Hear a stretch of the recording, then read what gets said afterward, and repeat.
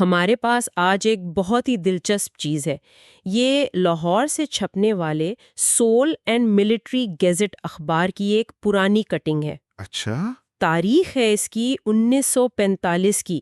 دیکھنے میں تو یہ قصور میں ہونے والے ایک جنگی میلے کی ایک چھوٹی سی رپورٹ لگتی ہے، لیکن جب اس کی تفصیلات میں جاتے ہیں تو اس دور کی ایک پوری دنیا کھل کر سامنے آ جاتی ہے۔ بالکل، یہ صرف ایک خبر نہیں ہے، یہ تو ایک ٹائم مشین کی طرح ہے۔ ہاں بالکل۔ یہ ہمیں سیدھا تقسیم سے صرف 2 سال پہلے کے پنجاب میں لے جاتی ہے اور دکھاتی ہے کہ دوسری جنگ عظیم کے آخری مراحل میں برطانوی حکومت مقامی لوگوں کو، خاص طور پر نوجوانوں کو، فوج میں بھرتی کے لیے کیسے مائل کر رہی تھی۔ اور یہ کوئی سادہ سی بھرتی مہم نہیں تھی۔ نہیں، بالکل نہیں، یہ ایک بہت بڑا سماجی اور سیاسی ایونٹ تھا۔ تو آج ہم اسی اخباری تراشے کو ذرا کھول کر دیکھتے ہیں۔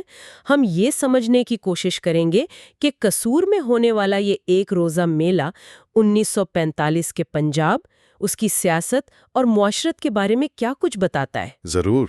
اچھا، تو سب سے پہلے اس تقریب کی بنیاد پر ہی بات کرتے ہیں۔ اخبار کی سرخی ہے قصور میں جنگی میلہ۔ جی۔ اور اس میں سب سے دلچسپ لفظ میرے لیے میلہ ہے۔ اسے کوئی سرکاری اجلاس یا ریکروٹمنٹ ڈرائیو نہیں کہا جا رہا، میلہ کہا جا رہا ہے۔ ہاں میلہ۔ یہ انتخاب تو بہت سوچا سمجھا لگتا ہے۔ یہ صرف سوچا سمجھا نہیں، یہ اس پوری حکمت عملی کی بنیاد ہے۔ آپ سوچیں، اگر حکومت اعلان کرتی کہ فوجی بھرتی کا کیمپ لگ رہا ہے تو شاید کچھ لوگ آ جاتے، صرف ضرورت مند لوگ ہی آتے شاید۔ بالکل، لیکن جب آپ اسے میلہ کہتے ہیں تو آپ پورے ماحول کو بدل دیتے ہیں۔ برصغیر میں میلہ جشن، تفریح اور سماجی تقریب کا نام ہے۔ یہ ایک ایسا لفظ ہے جس میں ایک کشش ہے، یعنی حکومت نے ایک سنجیدہ بلکہ ایک جان لیوا کام کو، جنگ کے لیے بھرتی کو، ایک عوامی تہوار کا رنگ دے دیا۔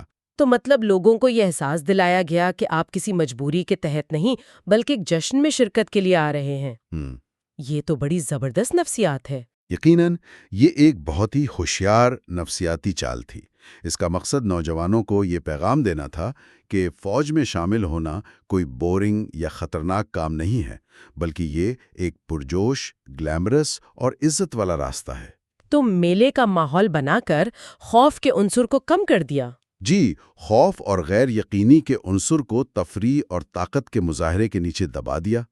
یہ ایک ایسی جگہ تھی جہاں لوگ اپنے خاندان کے ساتھ آ سکتے تھے، لطف اندوز ہو سکتے تھے، اور اسی دوران ان کے ذہنوں میں فوج کا ایک مثبت تاثر قائم کیا جا رہا تھا۔ اور اس حکمت عملی کو کامیاب بنانے کے لیے صرف میلے کا نام ہی کافی نہیں تھا۔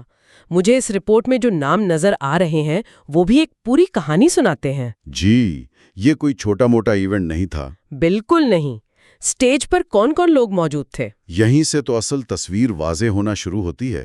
دیکھیں، اس تقریب کی صدارت کر رہے تھے سردار بلدیو سنگھ، اس وقت کے ترقیاتی وزیر۔ جی، پنجاب حکومت میں ترقیاتی وزیر تھے۔ ان کے ساتھ وزیر ریونیو چودھری ٹیکا رام بھی تھے۔ یہ دونوں یونینسٹ پارٹی کی مخلوط حکومت کے بڑے نام تھے۔ لیکن بات یہیں ختم نہیں ہوتی۔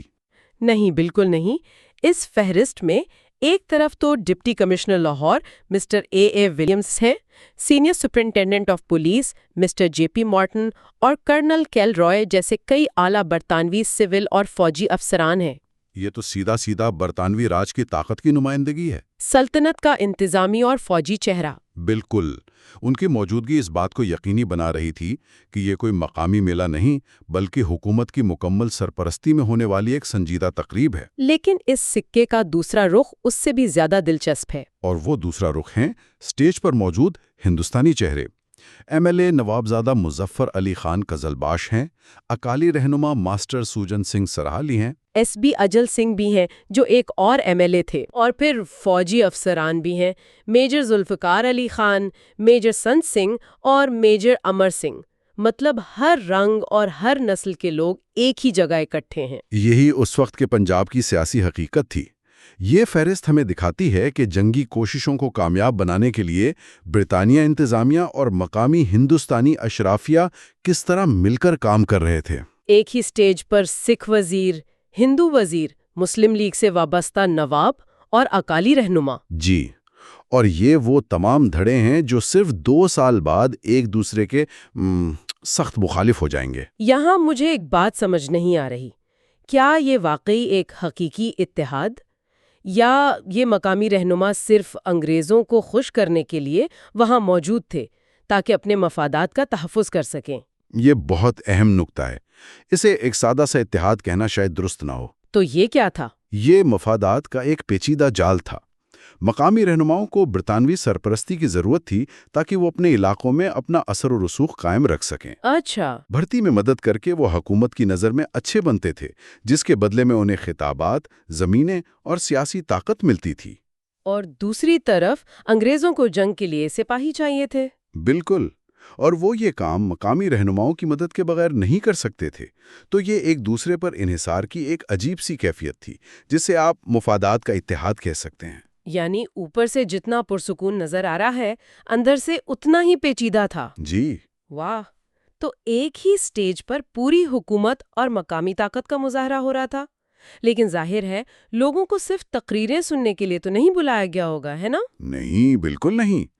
عوام کو کھینچنے کے لیے تقریریں نہیں، تماشا چاہیے۔ اور اس میلے کو میلہ بنانے کے لیے کیا کچھ تھا؟ اس میلے میں تماشے کا بھرپور انتظام تھا۔ رپورٹ کے مطابق پروگرام میں کشتی کے مقابلے رکھے گئے تھے۔ اچھا، اب آپ سوچیں، پنجاب میں کشتی سے زیادہ مقبول اور عوام کو جوش دلانے والا کھیل کون سا ہو سکتا ہے؟ کوئی بھی نہیں۔ یہ تو لوگوں کو اپنی طرف متوجہ کرنے کا ایک یقینی طریقہ تھا۔ بالکل۔ اور یہ صرف روایتی کھیل تک محدود نہیں تھا، بلکہ جدید جنگی مشینری کا ایک زبردست شو بھی تھا۔ رپورٹ میں لکھا ہے کہ ایک ٹینک کور کی طرف سے نمائش کی گئی، اور لاہور کے RAF اسٹیشن نے ہوائی جہازوں کا مظاہرہ بھی کروایا۔ ذرا سوچیں، 1945 میں قصور کے کسی عام کسان یا نوجوان کے لیے یہ کیسا منظر ہوگا؟ یہ تو کسی دوسری دنیا کی چیز دیکھنے جیسا ہوگا۔ ان میں سے اکثر لوگوں نے شاید اپنی زندگی میں ٹرین کے علاوہ کوئی بڑی مشین نہیں دیکھی ہوگی۔ اور یہاں ان کے سروں پر جنگی ہوائی جہاز گونج رہے تھے اور سامنے دی وہیکل ٹینک چل رہے تھے۔ یہ صرف تفریح نہیں تھی۔ نہیں، یہ ٹیکنالوجی کے ذریعے خوف، ہیبت اور رعب کا احساس پیدا کرنا تھا۔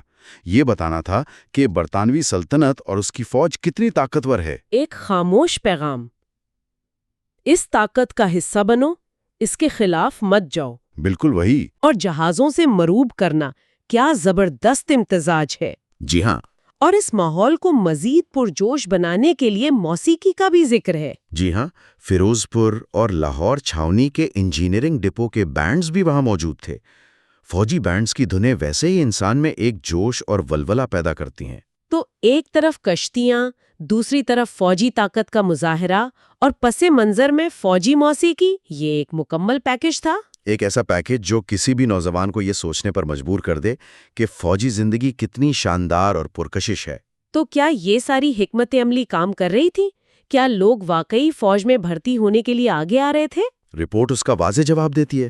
اس میں لکھا ہے کہ رائے صاحب بلدیو راج اوبرائے کی نگرانی میں ایک بھرتی بوتھ لگایا گیا تھا، جس پر بہت رش تھا۔ جی، یہ دو لفظ بہت رش اس پورے میلے کی کامیابی کا ثبوت ہے۔ یعنی یہ سارا تماشا، یہ ساری محنت رنگ لا رہی تھی۔ بالکل، نوجوان واقعی متاثر ہو کر بھرتی کے لیے آ رہے تھے۔ یہ محض ایک بھرتی مہم نہیں تھی، یہ ایک ایسی پروپیگنڈا مہم تھی جسے بڑی مہارت سے عوام کی نفسیات کو مد نظر رکھتے ہوئے ڈیزائن کیا گیا تھا۔ اس رپورٹ میں ایک اور پہلو بھی بہت دلچسپ ہے، اور وہ ہے لوگوں کی خدمات کو سر عام سراہنے کا۔ جی، یہ میلہ صرف بھرتی تک محدود نہیں تھا، بلکہ ان لوگوں کو اعزاز دینے کا بھی ایک موقع تھا جو جنگی کوششوں میں کسی بھی طرح مدد کر رہے تھے۔ یہ اس نظام کا ایک اور اہم ستون تھا۔ برطانوی حکومت جانتی تھی کہ صرف طاقت اور پروپیگنڈا کافی نہیں ہوتا، لوگوں کو ساتھ ملانے کے لیے انہیں عزت بھی دینی پڑتی ہے۔ عزت اور سماجی پہچان۔ رپورٹ میں ذکر ہے کہ اعزازی میجسٹریٹ سردار اقبال سنگھ نے ساڑیاں اور پگڑیاں عطیہ کیں، جو مختلف لوگوں میں تقسیم کی گئیں۔ اور ان میں ایک خاص ذکر فوجی سیوا دارنیوں کا ہے۔ یہ اصطلاح میں نے پہلے نہیں سنی، اس سے کیا مراد ہے؟ فوجی سیوا دارنیوں کا لفظی مطلب ہے فوج کی خدمت کرنے والیاں۔ اچھا، یہ اصطلاح ان خواتین کے لیے استعمال ہوئی جو جنگی کوششوں میں مدد کر رہی تھیں۔ یہ مدد کسی بھی قسم کی ہو سکتی تھی، فنڈ اکٹھا کرنا، فوجیوں کے لیے کپڑے بننا، یا اپنے گھر کے مردوں کو فوج میں جانے کی ترغیب دینا۔ تو اس ذکر سے یہ ظاہر ہوتا ہے کہ جنگ میں صرف مردوں کے کردار کو ہی نہیں بلکہ خواتین کے حمایتی کردار کو بھی سرکاری سطح پر تسلیم کیا جا رہا تھا، اور اسے سراہا جا رہا تھا۔ اور یہ انعامات جیسے ساڑی یا پگڑی، ان کی مادی قیمت تو شاید زیادہ نہ ہو لیکن ان کی علامتی حیثیت بہت زیادہ ہوگی، ہے نا؟ بالکل، جب کسی کو ہزاروں لوگوں کے سامنے بڑے بڑے وزراء اور افسران کے ہاتھوں سے پگڑی پہنائی جاتی ہے تو یہ صرف کپڑے کا ایک ٹکڑا نہیں رہتا، یہ عزت کی پگڑی بن جاتی ہے۔ جی، یہ اس شخص اور اس کے پورے خاندان کے لیے سماجی وقار کی علامت بن جاتی ہے۔ یہ دوسروں کے لیے ایک ترغیب بنتی ہے کہ اگر ہم بھی حکومت کے لیے کام کریں گے تو ہمیں بھی ایسی ہی عزت ملے گی۔ یہ سماجی کرنسی تھی جو پیسوں سے زیادہ طاقتور تھی۔ اور یہ سلسلہ صرف مقامی لوگوں تک محدود نہیں تھا۔ رپورٹ میں لکھا ہے کہ لاہور کے civil supply officer mister S C Jain کو بھرتی میں مدد کرنے پر ایک گھڑی انعام میں دی گئی۔ اس سے پتہ چلتا ہے کہ سول انتظامیہ کو بھی اس مہم میں پوری طرح سے شامل کیا گیا تھا اور ان کی کارکردگی کو بھی جانچا جا رہا تھا۔ ایک مربوط کوشش تھی۔ یقیناً، اور اس کی سب سے بڑی مثال ہمیں سردار بلدیو سنگھ کے تقریم میں ملتی ہے۔ اچھا، وہ کیا تھی؟ انہوں نے بھرتی میں شاندار خدمات انجام دینے پر میجر سوجن سنگھ کی تعریف کرتے ہوئے کہا، پنجاب آپ کے انمول کام کو کبھی نہیں بھولے گا۔ واہ! اب آپ سوچیں، ایک صوبائی وزیر کا بھرے دربار میں یہ کہنا کسی بھی تمغے یا انعام سے بڑا اعزاز ہے۔ یہ الفاظ تاریخ کا حصہ بن جاتے ہیں اور اس شخص کو اس کی کمیونٹی میں ایک ہیرو کا درجہ دے دیتے ہیں۔ تو اگر ہم ان تمام ٹکڑوں کو جوڑیں، ایک بڑا میلہ، اہم برطانوی اور ہندوستانی شخصیات کی موجودگی، فوجی طاقت کا مظاہرہ، تفریح اور پھر عوامی سطح پر انعامات اور اعزازات، یہ سب مل کے کیا تصویر بناتے ہیں؟ یہ سب مل کر ہمیں 1945 کے پنجاب کی ایک بہت واضح تصویر دکھاتے ہیں، ایک ایسے معاشرے کی تصویر جسے ایک عالمی جنگ کے لیے پوری طرح متحرک کر دیا گیا ہے۔ یہ صرف حکومت کا کام نہیں رہا، بلکہ مقامی رہنما، سیاستدان، انتظامیہ اور عام لوگ سب اس جنگی مشین کا حصہ بن چکے ہیں۔ اور یہ برطانوی راج اور مقامی آبادی کے درمیان اس پیچیدہ رشتے کو بھی دکھاتا ہے جہاں صرف جبر اور کنٹرول نہیں تھا بلکہ تعاون، مفادات اور شراکت داری کا ایک نظام بھی موجود تھا۔ اور پنجاب کے حوالے سے تو یہ خاص طور پر اہم ہوگا کیونکہ پنجاب تو برطانوی فوج کے لیے بھرتی کا سب سے بڑا مرکز سمجھا جاتا تھا۔ بالکل درست، مارشل ریس کا گڑھ پنجاب برطانوی فوج کی ریڑھ کی ہڈی تھا، اس لیے یہاں اس طرح کی تقریبات پر سب سے زیادہ توجہ دی جاتی تھی۔ تو یہ میلہ دراصل اس وسیع نظام کا ایک چھوٹا سا نمونہ تھا جو پورے صوبے میں چل رہا تھا۔ جی، تاکہ فوج کے لیے نوجوانوں کی سپلائی لائن کبھی نہ ٹوٹے۔ لیکن اس رپورٹ کی سب سے چونکا دینے والی بات اس کا وقت ہے۔ یہ سب کچھ 1945 میں ہو رہا ہے۔ تقسیم سے صرف 2 سال پہلے؟ جی، تقسیم سے صرف 2 سال پہلے۔